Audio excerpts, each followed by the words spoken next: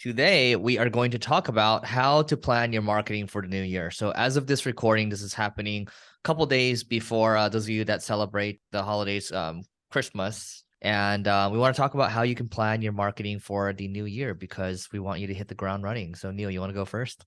Yeah, so the big thing that I would do for the new year, because we're coming into a time where there's a lot of uncertainties in the economy, but I would end up, instead of being really aggressive with your business and marketing in 2023, I would first start off your planning instead of, painting a crazy picture of, hey, this is everything I want to accomplish. I would paint a picture of what's the lowest hanging fruit and what's the most realistic that'll add more revenue growth and EBITDA in the next 12 months. And the reason I would say you should focus on that with your marketing and start with that first, the extra revenue and EBITDA will give you more opportunities to swing for the fences or shoot for the moon, whatever analogy you want to end up using. And it's so funny. It's most businesses focus on new shiny objects, which in marketing would be new channels, when they can take a lot of their existing channels and quickly fine tune them. A great example of this is if you're running pay-per-click or SEO, have you ever run conversion rate optimization tests on your landing pages? Getting 10, 20, 30% extra lifts is massive because a lot of that will start dropping to your bottom line. Yep. And when Neil says EBITDA, it's just earnings before interest, taxes, and amortization. So it's a form of measuring profit, just to oversimplify it for people.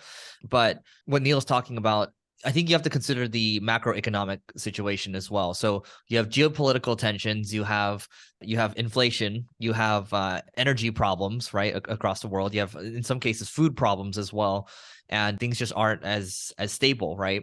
And in situations like this, you want to focus more on protecting your cash because cash is king.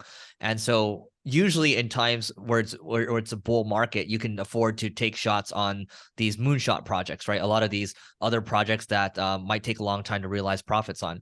In situations like this, you unfortunately don't get to do that, and you have to look at cutting costs. You have to look at the cost benefit analysis. A lot of things that you're doing.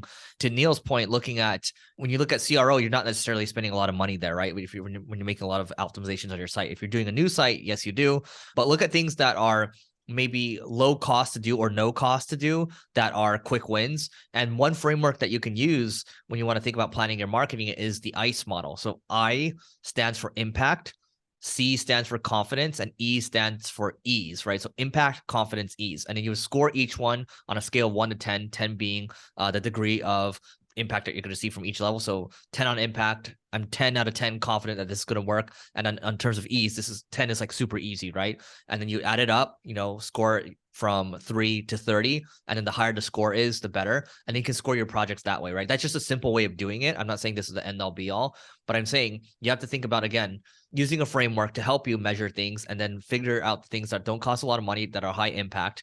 And then down the road, maybe after we come out of all this craziness, then you can start to think about taking moonshots again. But there's a reason, not just in marketing, but in business, why the Amazons of the world are cutting people, right? The Googles of the world Metas of the world are cutting people. And Google's even talking about they've paused hiring, right? And they probably will cut people as well. Yep. So you got to think about that. Yeah, look, there's a lot of ways to plan your marketing, but what Eric and I want you to focus on 2023 is not as much on moonshots. Look for low-hanging fruit, focus on that, get those quick singles and doubles and start improving your numbers, which will then give you more flexibilities to go after the moonshots.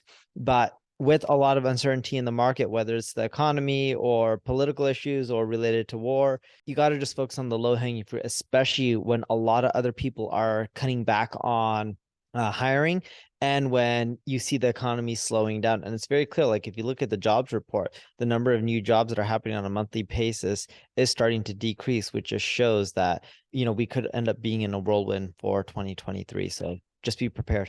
Yeah, focus on the foundational pieces. There's a lot of people that are talking about projections on, hey, like we might not come out of this until 2025, like the minimum. You have billionaire investors saying that. So, we don't have a crystal ball. Like a lot of people are saying different things, right? But what you can worry about, what you do know for sure, is that just focus on delivering a lot of value with your products and services, and focus on kind of the foundational pieces of your marketing. Get it right. Have a very solid business, and then when the timing is right, then you can pounce on low costs with marketing, or you can maybe acquire some assets as well that have good attention.